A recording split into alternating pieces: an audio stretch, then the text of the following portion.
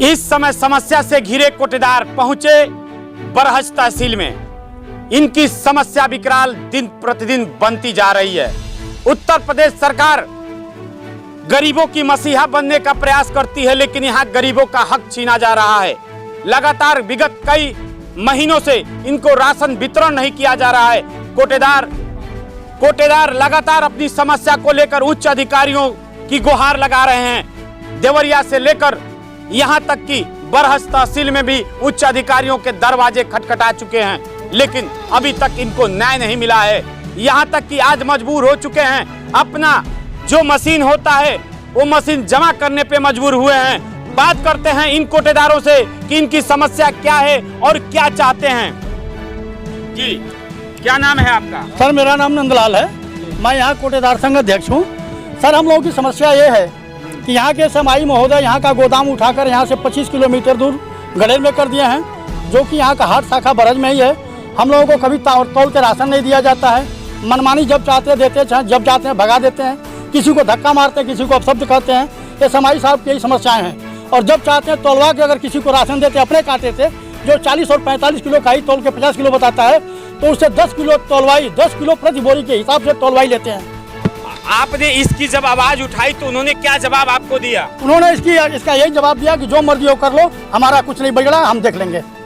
आप सुने हैं, ये कोटेदार संघ के यहाँ के अध्यक्ष हैं। उन्होंने बताया कि लगातार आवाज उठाई गई, लेकिन इनकी आवाज उन तरीके से दबा दिया गया नीचे ताकि ये आवाज आगे ना उठा सकें। बात करते हैं दूसरे कोटेदार से कि उनकी क्या समस्या है और क्या चाहते हैं। मेरा नाम नवीन जायसवाल है, नगर पालिका का दुकानदार हूँ। और इस्माइल साहब से मेरा यही कहना है, यहाँ पे जो मेरा सेंटर है यहीं से दे, यही मेरा सेंटर रहेगा। और ले जा नहीं पाएंगे, वो लाख कितना भी कोशिश करेंगे तब भी हम उनका जो है उनको परेशान करेंगे हम, क्योंकि हमारा गोदाम यहीं पे रखे, यहीं से हमको माल दे और बाकी कुछ रहे। आगे जो समस्या हो रही है, यहाँ के कोटेदार आखिर ऐसा क्या हो गया जो एकजुट होकर अपनी आवाज उठाने पे मजबूर हो गए? उत्तर प्रदेश सरकार और केंद्र सरकार गरीबों को राशन उनके घर तक पहुंचाने की बात करती है, लेकिन कोटेदारों को जो सुविधा नहीं मिलेगी तो राशन कैसे उन गरीबों तक पहुंचेगा? जानते हैं उनके उपाध्यक्ष से।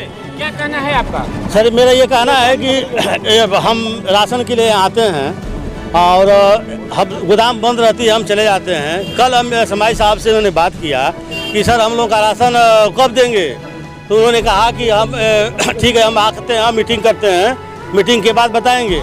कल वो आए और मीटिंग की हम लोगों से, तो उन्होंने कहा कि हमने पूछा कि सर ये आप गोदाम आखिर यहाँ से क्यों लेकर चले गए, तो एसएमआई महोदय ने कहा कि अब हमारा माल यहाँ से कोटेदार द्वारा पकड़ा गया। हम कहीं सर कोटेदार द्वारा क्यों आपका माल पकड़वाएगा? क्या ये माल कैसा था और किस तरह का था? वो माल था सर, ये 70 और 75 किलो की बोरी थी, सब हाथ से सिलाई थी, हाथ से सिलाई गई थी। एसएमआई की वो माल था, वो माल यहाँ पकड़ा गया और एसएमआई तहसीलदार महोदय ने पकड़ा। और तहसीलदार महोदय यहाँ गाड़ी जहाँ सील हुई, उसके बाद से एसएमआई महोदय और डिप्टी आरएमओ महोदय मिली जुली के भगत में यहाँ से अधिकारियों से साठ गांठ बैठा करके एक हमारे कोटेदार भाई के सर सारा आरोप जड़ दिया गया। जबकि ये है कि कभी किसी कोटेदार को 70-75 की बोरी आज तक न मिली है, न मिल सकती है। और गोदाम में 100 बोरी उसी क्रम में 100 हाथ से सिलाई हुई की हुई बोरी गोदाम में पकड़ी गई, जिसकी रिकॉर्डिंग और हम लोगों के सामने देखी गई है। हम लोगों के सामने को वो पेपर में दिया गया था। उसको उस जांच को भी गोलमेल करके एसएमआई और ये डीपीआरओ महोदय ने किया। इसके वजह से हम लोग को पड़ताता कर रहे हैं कि कोटेदार संघ के लोग ही पकड़वाए हैं, लेकिन हम लोग सर क्यों पकड़वाने जाए? हम लोगों को जानकारियाँ नहीं उनकी काली बाजारी की। उच्च अधिकारी इस पे क्या आवाज आपको एक समर्थन दे रहे हैं और आगे क्या आप चाहते हैं? हमने डिप्टी आरएमओ से पूछे तो कहे नहीं वो कोटेदार का माल है। हम कहे कि सर ये कोटेदार का माल हो ही नहीं सकता है। 70-75 के हाथ की सिलाई गोदाम में कोई किसी कोटेदार को अगर दिया गया हो तो आइए हम लोगों के सामने पूछिए कि किसी कभी भी किसी उस पे क्या कार्रवाई हुई? कोई कार्रवाई नहीं हुई। अभी आप सुने हैं कि इसमें कोई कार्रवाई नहीं हुई। देखना यह है कि इनके समर्थन में विश्व हिंदू सेना के यहाँ महासचिव भी आए हुए हैं, उनका क्या कहना है और वो इस समर्थन में उच्च अधिकारियों के विपक्ष में क्या कदम उठाने वाले हैं, आइए जानते हैं। सबसे बड़ा अधिकारी 5 अक्टूबर 2021 को सरकारी सिलाई को एसएमआई के मिलीभगत से तोड़ करके गोदाम में ही, गोदाम के अंदर इतना बड़ा भ्रष्टाचार बरज में हो रहा है कि गोदाम के अंदर सरकारी सिलाई तोड़ दिया जा रहा है और अधिकारी पकड़ रहे, तहसीलदार बरहज पकड़े और उसको लीप पोत दिया गया 8 से 9 लाख रुपया के धनुगाई में। और योगी सरकार चिल्ला रही है और भाजपा के विधायक और सांसद चिल्ला रहे हैं कि घुसखोरी मुक्त उस गोदाम के अंदर 100-150 बोरा 75 किलो का कहां से आ गया? अगर आम आदमी का था तो गोदाम के अंदर कैसे आ गया? और गोदाम के अंदर था तो सरकारी सिलाई किसने तोड़ दिया, उसके ऊपर कार्रवाई नहीं हुआ।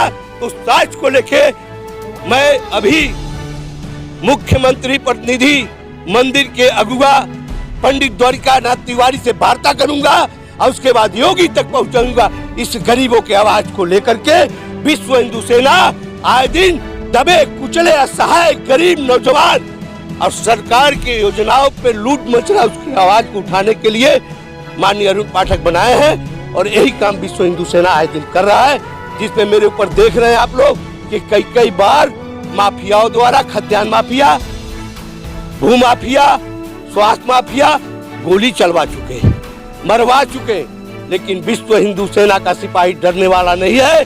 कफन अपना कोई लेकर चलेगा और मैं कफन अपने सर पे बांध के चलता हूँ। मरना ही सच है, जनता के लिए मरूंगा, गरीबों के लिए मरूंगा, गरीब के हक दिलवाने के लिए मरूंगा। जय श्री राम, जय श्री राम।